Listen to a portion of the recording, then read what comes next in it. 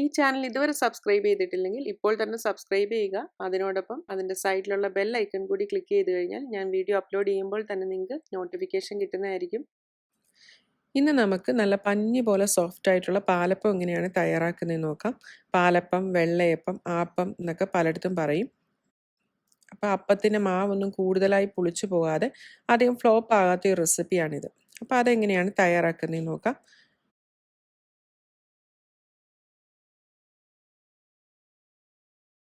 ആദ്യം തന്നെ ഒരു പാത്രത്തിലേക്ക് ഒട്ടും പശയില്ലാത്ത നല്ല ഇനം പച്ചരി 2 കപ്പ് എടുക്കാം. 250 ml മെഷറിംഗ് കപ്പിന് 2 കപ്പാണ് എടുത്തിരിക്കുന്നത്. അപ്പോൾ ഞാനിവിടെ സോണ മസൂരി അരിയാണ് എടുത്തിരിക്കുന്നത്. അപ്പം നല്ല ഇനം ഏത് പച്ചരി ആയാലും ഉപയോഗിക്കാം.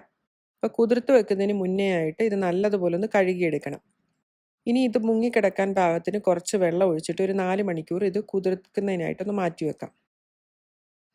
ഇനി അപ്പം നല്ലപോലെ സോഫ്റ്റ് ആകുന്നതിനായിട്ട് 1/2 കപ്പ് അവൽ വേണം. അത് 125 ml കപ്പിനാണ് എടുത്തിരിക്കുന്നത്. അവൽ 1-2 തവണ ഒന്ന് കഴുകിയെടുക്കുന്നത് നല്ലതായിരിക്കും.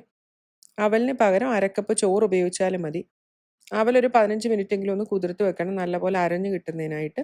കൂടിപ്പോയാലും കുഴപ്പമില്ല. 4 മണിക്കൂറിന് ശേഷം ഇതിൻ്റെ വെള്ളം ഒന്ന് അരിച്ചു മാറ്റി വെക്കാം. ഈ വെള്ളത്തിലാണ് നമ്മളിനി അരച്ചെടുക്കാൻ പോകുന്നത്.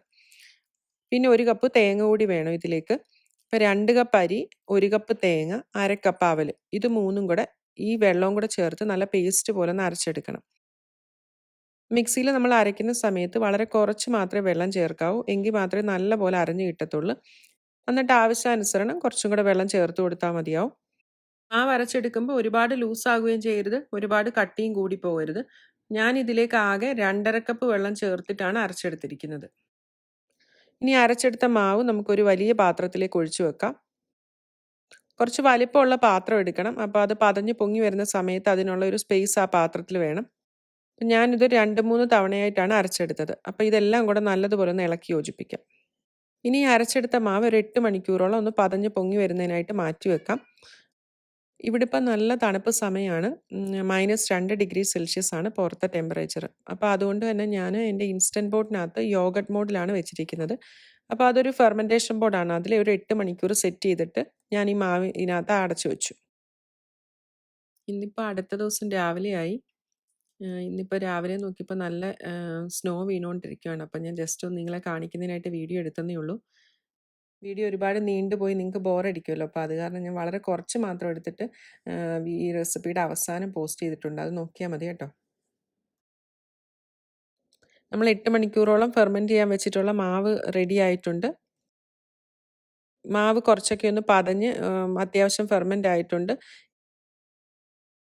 ആവശ്യത്തിനുള്ള ഉപ്പ് ചേർക്കാം. ഒരു 3/4 ടീസ്പൂണോളം, 1 ടീസ്പൂണിൽ താഴെ മതിയാവും. അപ്പത്തിനൊക്കെ നമ്മൾ ഈ ദോശയ്ക്കും ഇഡ്ഡലിക്കും ചേർക്കുന്ന പോലെ അത്രയ്ക്ക് ഉപ്പ് വേണ്ട. ചെറിയൊരു മധുരമാണ് മുന്നിൽ നിൽക്കുന്നത്. ഇനിയാണ് നമ്മൾ ഈസ്റ്റ് ചേർക്കാൻ പോകുന്നത്. അതിലേക്ക് 1/2 ടീസ്പൂൺ ഈസ്റ്റ് ചേർക്കാം. ഞാൻ ആക്റ്റീവ് ഡ്രൈ ഈസ്റ്റ് ആണ് ചേർത്തിരിക്കുന്നത്. ഇനി 4 ടീസ്പൂൺ പഞ്ചസാര കൂടി ചേർത്ത് നല്ലതുപോലെ ഇളക്കി യോജിപ്പിക്കാം. അപ്പം പഞ്ചസാര കൂടി ചേർത്താലേ ഈസ്റ്റ് നല്ലപോലെ ആക്റ്റീവായി വരത്തുള്ളൂ. അപ്പം മധുരവും ഉപ്പും ഒക്കെ അവരവരുടെ ടേസ്റ്റ് അനുസരിച്ച് ചേർത്ത് കൊടുക്കണം. അപ്പം നല്ലതുപോലെ ഒന്ന് ഇളക്കി യോജിപ്പിക്കാം. ഈസ്റ്റ് ചേർത്തിട്ട് നല്ലപോലെ ഒന്ന് പൊങ്ങി വരുന്നതിനായിട്ട് നമുക്ക് 1 മണിക്കൂർ കൂടി മാറ്റി വെക്കാം. അപ്പോൾ ഇവിടെ നല്ല തണുപ്പ് സമയമായിട്ട് ഞാൻ എൻ്റെ ഇൻസ്റ്റൻറ്റ് പോട്ടിൽ തന്നെയാണ് വീണ്ടും 1 മണിക്കൂർ കൂടി സെറ്റ് ചെയ്യാനായിട്ട് വെക്കുന്നത്. നല്ല ചൂട് സമയമൊക്കെ ആണെങ്കിൽ നമ്മൾ ഈ സമയത്ത് ഈ 1 മണിക്കൂർ കൊണ്ട് നമുക്ക് കറി തയ്യാറാക്കാം. അതിൻ്റെ മറ്റുള്ള പ്രിപ്പറേഷനൊക്കെ ചെയ്യുന്ന സമയത്ത് അടുപ്പിൻ്റെ സൈഡിൽ ഇരുന്നുകൊണ്ട് തന്നെ ഈ മാവ് പെട്ടെന്ന് തന്നെ പൊന്തി വരും. അപ്പോൾ 1 മണിക്കൂറിൻ്റെ ആവശ്യമൊന്നും വരില്ല. ഇവിടെ നല്ല തണുപ്പാണ്, ഞാൻ പുറത്ത് കാണിച്ചു തന്നില്ലേ. അപ്പോൾ ഈ ഒരു തണുപ്പായതുകൊണ്ട് 1 മണിക്കൂർ വേണം ഇവിടെ. ഇപ്പം നമ്മുടെ അപ്പത്തിൻ്റെ മാവ് റെഡി ആയിട്ടുണ്ട്. കണ്ടില്ലേ, നല്ല പോലെ പതഞ്ഞ് പൊങ്ങി വന്നിട്ടുണ്ട്. കുറച്ച് സമയം കൂടെ വെച്ച് കഴിഞ്ഞാൽ ഇത് വീണ്ടും പൊങ്ങി വരും. അപ്പോൾ അത്രയ്ക്ക് പൊങ്ങേണ്ട കാര്യമില്ല. അപ്പോൾ കൂടുതലായിട്ടിരുന്ന് കഴിഞ്ഞാൽ ഈ അപ്പത്തിനൊരു പുളിയൊക്കെ വരും. ഈ മാവ് ഒരുപാട് പൊങ്ങി വന്നതിന് ശേഷം കൂടുതലിട്ട് ഇളക്കരുത്. ഒരുപാട് ഇളക്കി കഴിഞ്ഞാൽ നമ്മൾ അവസാനമൊക്കെ ഉണ്ടാക്കുന്ന അപ്പത്തിന് അധികം ഇങ്ങനെ കുമിളകളൊന്നും വരത്തില്ല.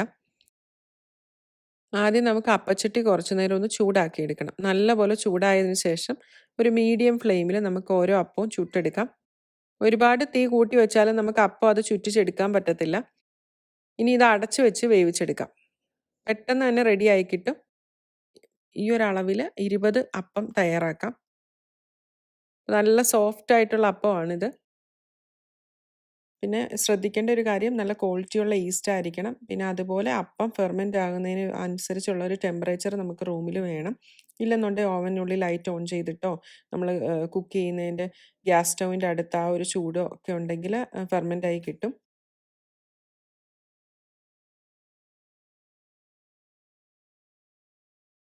നല്ല സോഫ്റ്റ് ആയിട്ടുള്ള നമ്മുടെ അപ്പം റെഡി ആയിട്ടുണ്ട്. ഇത് മുട്ടക്കറിയുടെ കൂടെയോ പിന്നെ ചിക്കൻ സ്റ്റൂ, വെജ് സ്റ്റൂ അല്ലെങ്കിൽ ഫിഷ് മോളിയുടെ കൂടെയും കടലക്കറിയുടെ ഒക്കെ കൂടെ നല്ലൊരു കോമ്പിനേഷൻ ആയിരിക്കും. ഞാൻ ഇതിൻ്റെ കൂടെ തേങ്ങാപ്പാൽ ഒഴിച്ച മുട്ടക്കറിയാണ് ഇപ്പോൾ സെർവ് ചെയ്യുന്നത്. പിന്നെ ബാക്കി വരുന്ന മാവ് 2 ദിവസം വരെ നമുക്ക് ഫ്രിഡ്ജിൽ സൂക്ഷിക്കാം. പിന്നെ അതിൽ കൂടുതലായി കഴിഞ്ഞാൽ പുളിച്ചു പോകാനുള്ള ചാൻസ് ഉണ്ട്.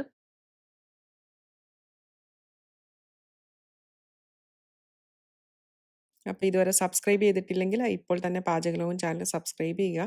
അതുപോലെ ഫ്രണ്ട്സിനും ഫാമിലിക്കും ഒക്കെ ലിങ്ക് ഷെയർ ചെയ്ത് കൊടുക്കാനും മറക്കരുത്. ഇനി മറ്റൊരു നല്ല റെസിപ്പിയായിട്ട് വീണ്ടും കാണാം. ഇവിടെ ഒരു സെപ്റ്റംബർ ആദ്യത്തെ ആഴ്ച തൊട്ടാണ് തണുപ്പ് തുടങ്ങുന്നത്. സെപ്റ്റംബർ തൊട്ട് ഒരു ഏപ്രിൽ മെയ് വരെയാണ് ഇവിടുത്തെ തണുപ്പ്. ഒരു 8 മാസത്തോളം തണുപ്പാണ്. പിന്നെ ഇതുപോലെയുള്ളൊരു സ്നോ ഒക്കെ വീണ് നല്ല തണുപ്പെന്ന് പറയുന്നത് നവംബർ അവസാനം തൊട്ട് ഒരു ഫെബ്രുവരി വരെ അതിനുള്ളിലായിരിക്കും സ്നോ വീഴുന്നത്. കൂടുതലായിട്ട് സ്നോ വീഴുന്നതും പിന്നെ ടെമ്പറേച്ചർ വളരെയധികം കുറഞ്ഞു പോകുന്നത് ഒരു -12 തൊട്ട് -20 ഒക്കെ അതിനേക്കാളും കുറഞ്ഞു പോകുന്ന സമയങ്ങളും ഉണ്ട്. ആ ഒരു രീതിയിലോട്ട് വരുന്നത് ഡിസംബർ, ജനുവരി സമയങ്ങളായിരിക്കും.